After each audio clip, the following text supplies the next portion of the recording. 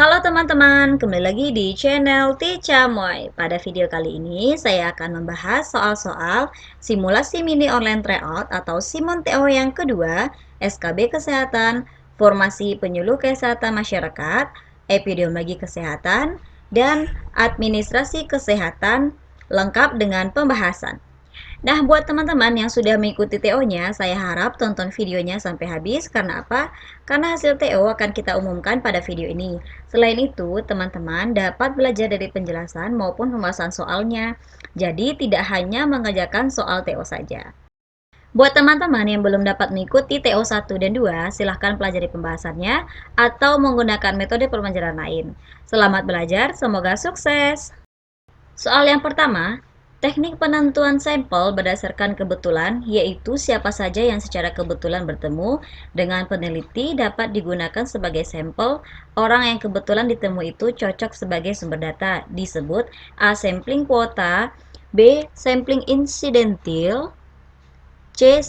Sampling jenuh, D. Sampling acak, E. Sampling purposive. Jawabannya adalah B. Sampling incidental. Lanjut, setiap orang dilarang melakukan aborsi terdapat dalam Undang-Undang Kesehatan Nomor 36 Tahun 2009 Pasal A66, B65, C75, D76, E74.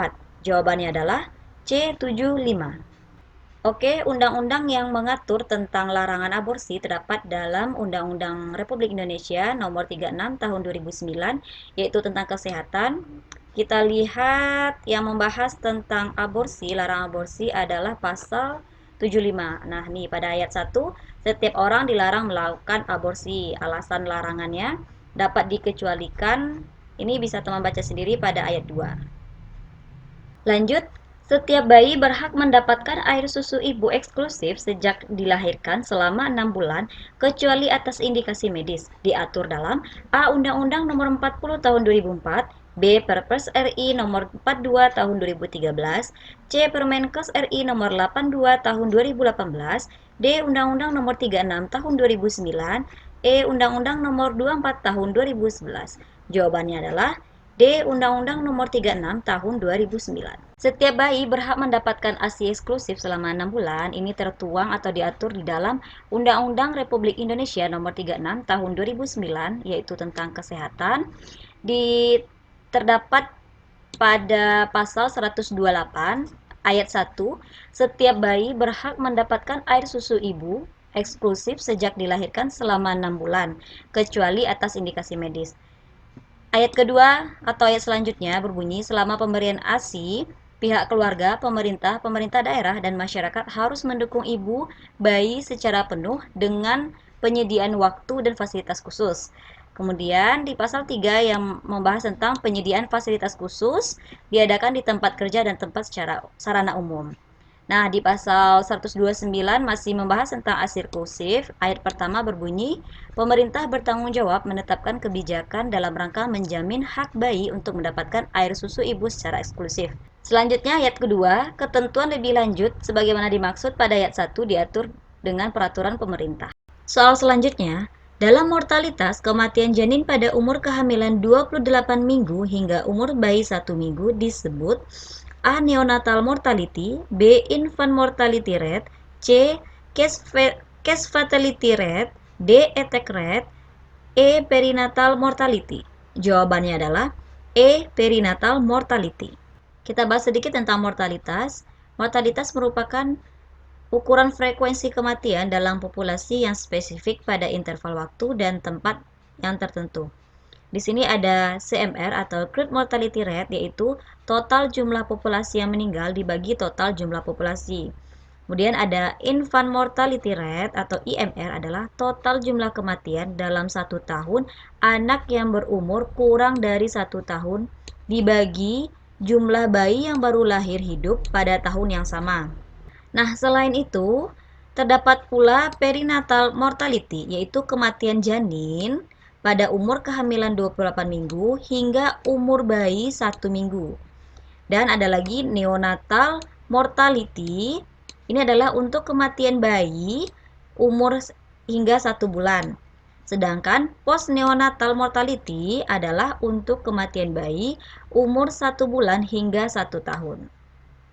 Soal selanjutnya, menimbulkan rasa memiliki masyarakat melalui penemuan sendiri masalah kesehatan di wilayahnya, serta memecahkan masalahnya sesuai dengan sumber daya dan kearifan lokal yang dimiliki adalah tujuan A. Musyawarah masyarakat desa, B. Survei mawas diri, C. Rapat tinjauan manajemen, D. Poskesdes, E. PKK. Jawabannya adalah B. Survei mawas diri. Lanjut, sistem pelayanan kesehatan berupa pelayanan dasar umumnya dilaksanakan di A. Puskesmas, B. Polindes, C. Rumah sakit tipe B, D. Posbindu, E. Bidan swasta. Jawabannya adalah A. Puskesmas. Lanjut, suatu proses memberdayakan atau memandirikan masyarakat untuk memelihara, meningkatkan, dan melindungi kesehatannya melalui peningkatan kesadaran, kemauan, dan kemampuan serta pengembangan lingkungan sehat adalah A. Penyuluhan kesehatan, B. Pencegahan, C. Promosi kesehatan, D. Edukasi kesehatan, E. Ilmu kesehatan. Jawabannya adalah C. Promosi kesehatan. Oke, kita rehat sejenak untuk melihat hasil atau skor TO yang kedua yang telah teman-teman ikuti kemarin. Di sini teman-teman bisa melihat skor dan ini nama dan kemudian ini adalah instansi atau tempat yang dipilih. Jadi teman-teman bisa melihat apakah ada saingannya atau rivalnya yang ikut TO 2 kemarin. Oke, kita lihat dari jumlah peserta, seluruh peserta 300-an yang mengikuti Simon TO yang kedua ini, yang mengikuti TO2 formasi kesehatan masyarakat itu ada sekitar 50-an. Dari 50 orang ini, nilai tertinggi adalah 80 dari total nilai 100 dengan jumlah soal adalah 20 butir dan satu soal benar bernilai 5 poin. Teman-teman bisa melihat sendiri hasilnya dan ini adalah nama yang memperoleh nilai tertinggi yaitu 80. Oke, kita scroll ke bawah, nilainya bisa lihat sendiri. Oke, tadi 24. Oke, ini adalah namanya, berikut nama-nama. Kita lanjut. Ini masih 80, sekitar ada 5 orang yang mendapatkan nilai 80. Selamat buat teman-teman yang telah mendapatkan nilai 80. Buat teman-teman yang nilai TO-nya belum memuaskan, tetap semangat belajar dan terus berlatih soal-soal SKB kesehatan, terutama formasinya masing-masing. Karena waktu buat SKB masih panjang, jadi masih panjang kesempatan buat belajar. Soal selanjutnya, judul tabel harus jelas dan mengandung A. Apa, kapan, dan di mana. B. Apa, kapan, di mana, dan mengapa. C. Apa, kapan, siapa, dan mengapa. D. Apa, kapan, siapa, dan di mana. E. Bagaimana, di mana, dan siapa. Jawabannya adalah A. Apa, kapan, dan di mana. Kita bahas sedikit mengenai tabel. Jadi tabel ini merupakan kumpulan data yang disusun berdasarkan baris dan kolom. Baris dan kolom berfungsi untuk menunjukkan data terkait keduanya. Nah, cara pembuatan tabel harus memenuhi kriteria. Yang pertama adalah judul jelas, menjawab apa, kapan, dan di mana. Yang kedua, baris dan kolom diberi label, satuan ukuran disajikan, kolom terpisah dengan garis vertikal. 3. Jumlah pada baris dan atau kolom dicantumkan. 4. Kode, singkatan, atau lambang dijelaskan secara rinci. Soal berikutnya, jenis penyajian data berbentuk kategori dinyatakan dalam persentase adalah A. Diagram pie, B. Grafik batang, C. Tabel, D. Histogram, E. OGIF. Jawabannya adalah A. Diagram pie. Soal terakhir, penanggulangan penyakit tidak menular diatur dalam A. Permenkes RI nomor 82 tahun 2018, B. Permenkes RI nomor 82 tahun 2014, C. Permenkes RI nomor 71 tahun 2015, D. Permenkes RI nomor 2 tahun 2013, E. Permenkes RI nomor 50 tahun 2017.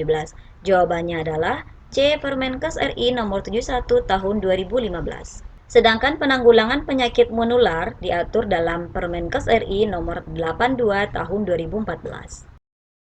Oke, itulah pembahasan soal Simon TO yang kedua dan hasil nilai TO yang kedua, SKB Kesehatan, Formasi Penyuluh Kesehatan Masyarakat, Epidemiologi Kesehatan, dan Administrasi Kesehatan. Jangan lupa like, subscribe, dan share ke semua media sosial yang kamu punya. Semoga video ini bermanfaat. Terima kasih. Wassalamualaikum warahmatullahi wabarakatuh.